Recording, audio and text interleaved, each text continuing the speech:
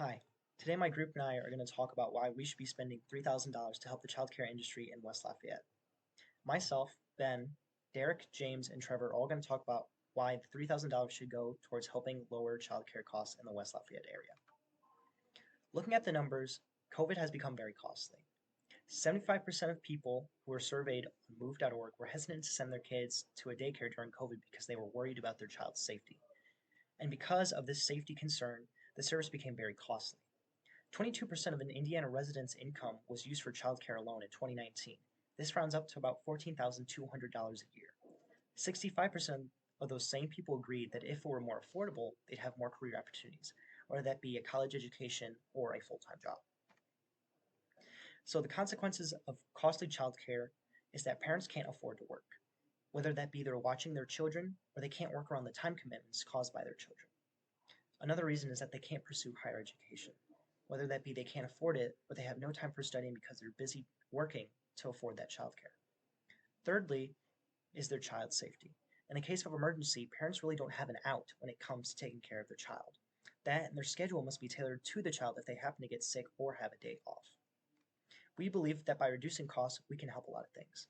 One is that the parents will have more freedom.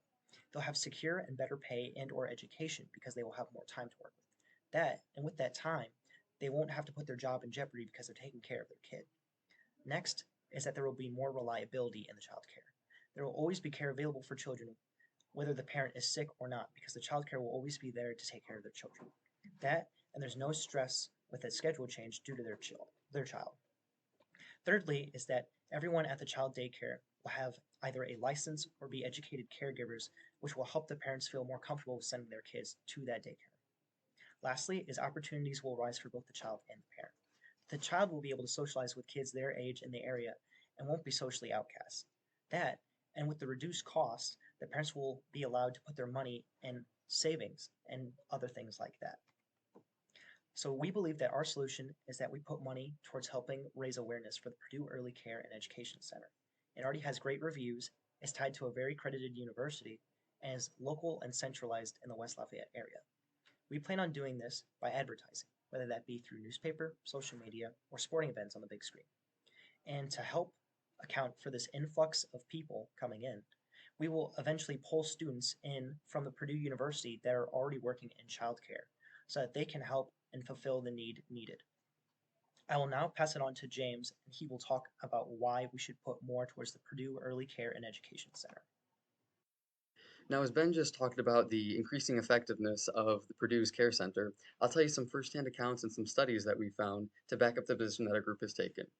So first, I'll tell you a story about how COVID's impact on a student has gotten even worse with the lack of school programs. So this is Landrick. Landrick has ADHD and developmental delays, and usually he relied on schooling and social aspects and everything that was able to be provided from him to him in order to stay on track and keep everything going. But since schools have been closing from the pandemic, a lot of those doors have been closed, and it's been up to his mom in order to keep him on track, keep him going, keep him motivated. And in an article by the Lafayette Journal and Courier, she was actually asked about how Landrick has been doing through all of this. And she said, for him, it's really rough. He really is just ready to go back to school. He misses his friends and teachers, and I'm no teacher to be trying to help a child who needs extra help. And I think this shares some really good insight on a lot of the effects that a lack of programs have had, especially through COVID. And Shelby, Landrick's mom, is just one of many parents who've been put in difficult situations by the recent times.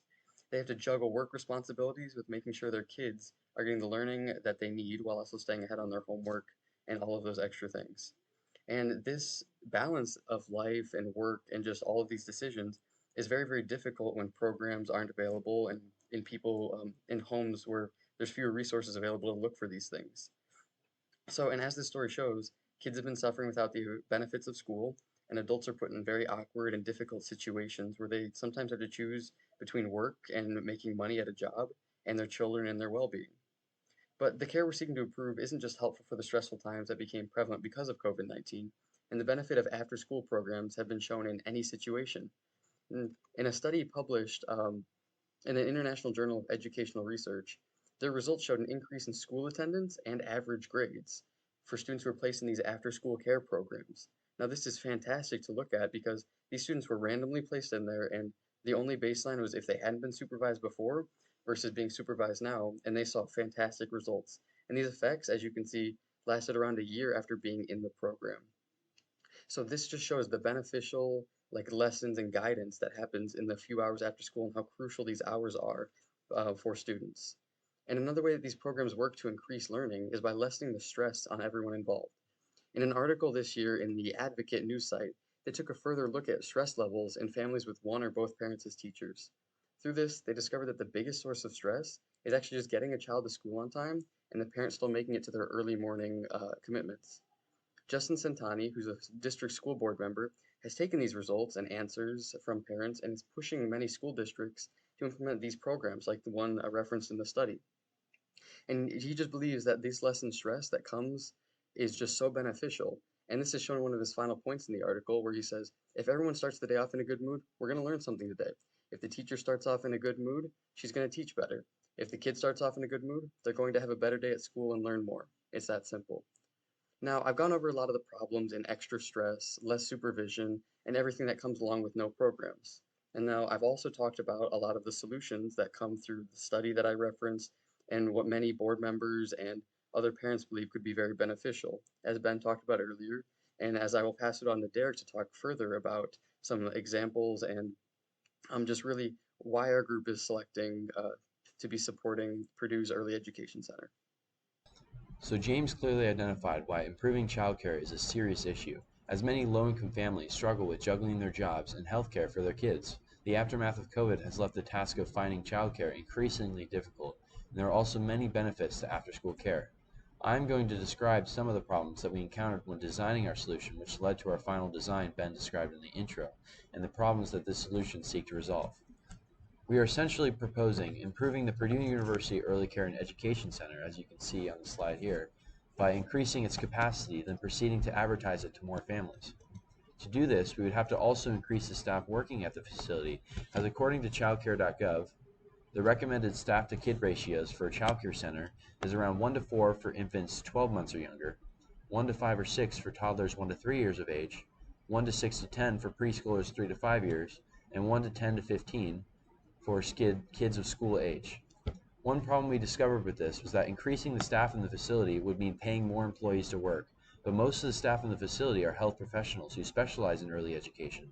It wouldn't be feasible to pay more health professionals, so we will, as Ben outlined earlier, give students in the School of Human Development and Family Studies the option to work hours there as part of their curriculum to get experience, or it would be part of their education. This will significantly reduce the cost of wages, and we won't have to use any of the facilities budget or our budget to pay the extra employees, and we can employ many students to allow for a greater capacity of kids to get care without worrying about the extra costs. We can then start to tackle the issue of more affordable healthcare by lowering the rates due to the number of kids that would get care, making it more accessible for people who might struggle with income. With the money left over from our budget, we can advertise the center through the newspaper, emails, and old-fashioned mail to people in the area and alumni. For emails to alumni, we can ask for donations to renovate the center and make it bigger. And for our ad in the newspaper, we can state our objective of making care more affordable with the updated rates of the center. Another large issue with many families in childcare is COVID. Parents might be hesitant to have their kids in a childcare center due to the possible risks of their child's exposure, and many childcare centers are still closed amidst the back end of the pandemic. Our solution addresses this issue as all Purdue University buildings and areas follow the Protect Purdue guidelines to limit risks as much as possible. Elementary and preschools are opening up again in person as the pandemic nears a close, and parents in the area will need a safe place where they can know their child will be in good hands at an affordable cost. In the near future, such as within the next 5 years, we could also vouch to the school to renovate the University Early Care and Education Center to build and add more classrooms, which would be able to accommodate even more kids. This area is booming recently. As you can see, according to the World Population Review, the population of the university is rapidly expanding along with the greater Lafayette area, and it is important that the affordable childcare opportunities expand with it. While there will be more kids who need care, there will also be more students at the university who need hands-on experience. So I've now reviewed some of the problems that our solutions seek to resolve and have gone into more detail about how the improved center will achieve the goals of safe, affordable childcare for the greater Lafayette. I will now hand it off to Trevor, who will summarize what we have talked about in this video and conclude. Now that you've heard the main points during this presentation, I'd like to review some of them. So, to recap, our plan is to use the $3,000 budget for advertising an after-school care program that will let students of the Human Development and Family Studies program at Purdue become staff so that they may receive college credit while also reducing the cost of staffing, and will also ensure that the child care program is more accessible to families financially, and will also allow greater capacity of children to be taken care of at the Purdue University Early Care and Education Center. To see their hours, or if you would like to schedule an appointment, visit their website at purdue.edu. Our goal with this program is to give students the opportunity to get real world experience with childcare, as well as ensuring that children like Landry get the care and attention they need between the hours of the end of school and when they return home. We are also making sure to take the utmost precaution with health and safety during the COVID-19 pandemic.